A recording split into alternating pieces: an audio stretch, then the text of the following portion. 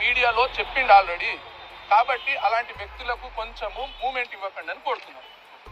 మీరు బాధపడద్దు, మీడియా కూడా 100% మీకు సపోర్ట్ చేస్తుంది. అదే ఈ విషయంలో మీరు కొంత క్లారిటీ ఇవ్వాలన్న ఉద్దేశం. ನಮಸ್ಕಾರ ಸ್ನೇಹಿತರೆ, ನಾನು ಹನುಮಂತ್ ಮಾಗೆ. ಸ್ನೇಹಿತರೆ, ಆರಂಭದಲ್ಲಿ ಒಂದು ದೃಶ್ಯವನ್ನು ಗಮನಿಸಿಬಿಟ್ರಿ. ಎಂಥವರಿಗೂ ಕೂಡ ಏನಿರಬಹುದು ಅನ್ನುವಂಥ ಪ್ರಶ್ನೆ ಈ ಸಂದರ್ಭಕ್ಕೆ ಹುಟ್ಟಿಕೊಂಡು ಬಿಡುತ್ತೆ. ಖ್ಯಾತ ಗಾಯಕಿ ಮಂಗ್ಲಿ ಇದೀಗ ಅಳ್ತಾ ಇರುವಂಥ ವಿಡಿಯೋ ಅದನ್ನೆಲ್ಲವನ್ನು ಕೂಡ ಗಮನಿಸ್ತಾ ಹಾಗೆ ಏನಾಗಿರಬಹುದು, ಯಾಕೆ ಅಳ್ತಿದ್ದಾರೆ, ಏನಿರಬಹುದು ಅನ್ನುವಂಥ ಪ್ರಶ್ನೆ, ಗೊಂದಲ ಇಂಥದ್ದೆಲ್ಲವೂ ಕೂಡ ನಿಮ್ಮ ಬಳಿಗೆ ಕಾಡೋದಕ್ಕೆ ಪ್ರಾರಂಭಿಸಿ ಬಿಡುತ್ತೆ. ಏನಿದು ಪ್ರಕರಣ? ಹಾಗಾದರೆ ಯಾಕೆ ಈ ಮಂಗ್ಲಿ ಅಳ್ತಾ ಇದ್ದಾರೆ? ಏನಿದು? ಅಂತಹದ್ದೇನಾದರೂ ತಪ್ಪು ಮಾಡಿಬಿಟ್ರ ಅಥವಾ ಅಂತಹ ಒಂದು ಪರಿಣಾಮ ಇವರ ಮೇಲೆ ಏನು ಬೀರಿದೆ ಎನ್ನುವಂಥದ್ದನ್ನು ಈ ಒಂದು ವಿಡಿಯೋದಲ್ಲಿ ಗಮನಿಸ್ತಾ ಹೋಗೋಣ. ಸ್ನೇಹಿತರೆ, ಸಾಧ್ಯವಾದರೆ ವಿಡಿಯೋನ ಕೊನೆವರೆಗೂ ನೋಡಿ. ನೀವೇನಾದರೂ ನಮ್ಮ ಚಾನಲ್ನ ಸಬ್ಸ್ಕ್ರೈಬ್ ಮಾಡಿಕೊಳ್ಳದೆ ವಿಡಿಯೋನ ಗಮನಿಸ್ತಾ ಇದ್ದರೆ ಈ ಕೂಡಲೇ ಸಬ್ಸ್ಕ್ರೈಬ್ ಮಾಡಿ. ಇನ್ನು ನೇರವಾಗಿ ವಿಷಯಕ್ಕೆ ಬಂದು ಬಿಡೋಣ. ಖ್ಯಾತ ಗಾಯಕಿ ಮಂಗ್ಲಿ ವಿರುದ್ಧ ಕೇಸ್ ಕೂಡ ದಾಖಲಾಗಿ ಬಿಟ್ಟಿದೆ. ತೆಲುಗಿನ ಫೇಮಸ್ ಜಾನಪದ ಗಾಯಕಿ ಆಗಿರುವ ಮಂಗ್ಲಿ ಅವರ ವಿರುದ್ಧ ಹೈದರಾಬಾದ್ನ ಪುಂಜರಘಟ್ಟ ಪೊಲೀಸ್ ಠಾಣಾ ವ್ಯಾಪ್ತಿಯಲ್ಲಿ ಒಂದು ದೂರು ಕೂಡ ದಾಖಲಾಗಿ ಬಿಟ್ಟಿದೆ. ಇದಕ್ಕೆ ಮುಖ್ಯವಾಗಿ ಕಾರಣ ಏನು ಅಂತಂದರೆ, ಕೋಟಿ ರೂಪಾಯಿ ವಂಚನೆ ಮಾಡಿದ್ದಾರೆ ಅನ್ನುವಂಥದ್ದು.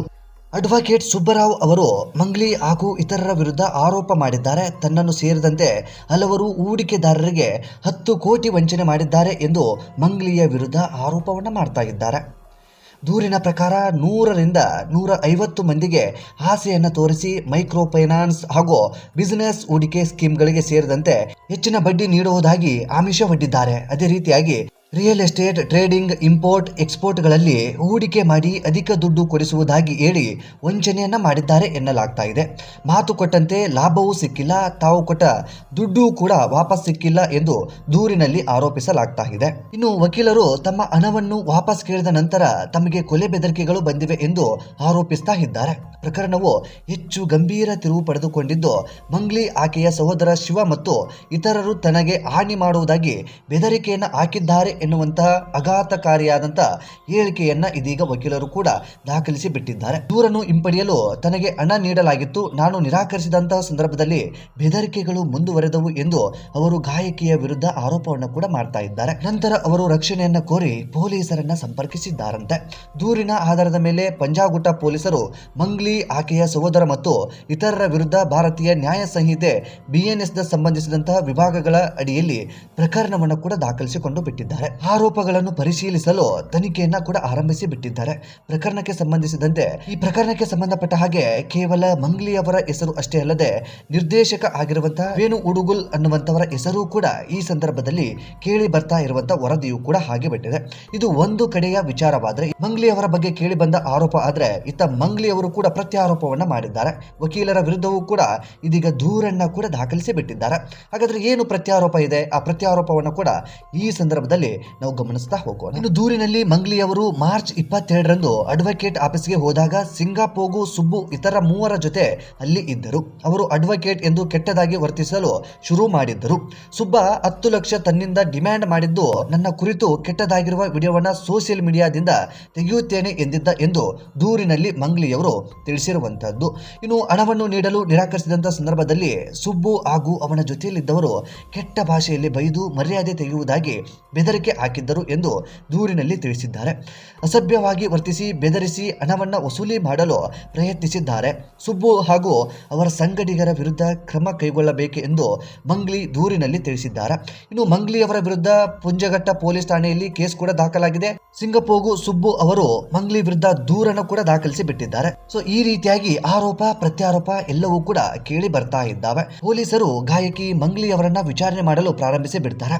ಈ ವಿವಾದದ ನಂತರ ಮೊದಲ ಬಾರಿಗೆ ಮಾಧ್ಯಮಗಳ ಮುಂದೆ ಬಂದ ಮಂಗ್ಲಿ ಅವರು ಕಣ್ಣೀರನ್ನ ಇಟ್ಟು ಬಿಟ್ಟಿದ್ದಾರೆ. ಪೂರ್ಣವಾಗಿ ಸಂಬಂಧವಿಲ್ಲದ ವಿವಾದಕ್ಕೆ ತನ್ನನ್ನು ಎಳೆದು ತರಲಾಗಿದೆ ಎಂದು ಕಣ್ಣೀರನ್ನ ಇಟ್ಟು ಬಿಟ್ಟಿದ್ದಾರೆ. ಇದರಲ್ಲಿ ಅವರು ಭಾಗಿಯಾಗಿರುವುದು ಸಾಬೀತಾದರೆ ಯಾವುದೇ ಶಿಕ್ಷೆಗೆ ಸಿದ್ಧ, ನಾನು ಕೂಡ ಮಧ್ಯಮ ಕುಟುಂಬದಿಂದ ಬಂದಿದ್ದವಳು ಎಂದಿದ್ದಾರೆ. ಹಾಗೂ ಹಾಡುವ ಲೋಕದಲ್ಲಿ ಬದುಕುತ್ತೇನೆ, ಹಾಡುಗಳನ್ನ ಬಿಟ್ಟು ಬೇರೆ ಯಾವುದೇ ವ್ಯವಹಾರ ನನಗೆ ತಿಳಿದಿಲ್ಲ. ಹಾಡುವ ಮೂಲಕ ಜನರಿಂದ ನನಗೆ ಎಷ್ಟು ಬೆಂಬಲ ಸಿಗುತ್ತದೆ ಎಂದು ನನಗೆ ತಿಳಿದಿದೆ. ಹಾಗಾಗಿ ನಾನು ಬೇರೆ ವ್ಯವಹಾರ ಏಕೆ ಮಾಡಬೇಕು ಅನ್ನುವಂಥ ಪ್ರಶ್ನೆಯನ್ನ ಮಂಗ್ಲಿ ಅವರು ಈ ಸಂದರ್ಭಕ್ಕೆ ಮಾಡಿಬಿಟ್ಟಿದ್ದಾರೆ.